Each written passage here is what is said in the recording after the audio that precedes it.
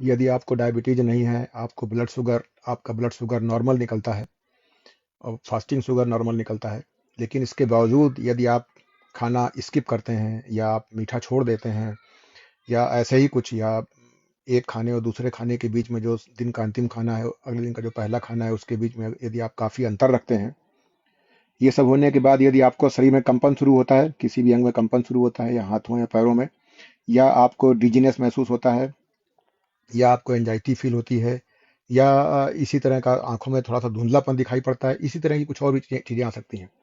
तो बहुत लोग इसका मतलब ये समझते हैं कि शुगर की कमी हो गई है ना, शुगर लो हो गया है, जबकि ऐसा अमूमन नहीं होता है। अधिकतर अफवाह छोड़ के ऐसा नहीं होता है। यदि आपकी ब्लड शुगर नॉर्मल आ रही है और ये सारी चीज़ें हो रही हैं, तो ये इस चीज़ के लक्षण होते हैं कि आपका ब्लड शुगर नॉर्मल होने के बावजूद आपको इंसुलिन रेजिस्टेंस है, और काफ़ी अधिक इंसुलिन रेजिस्टेंस है।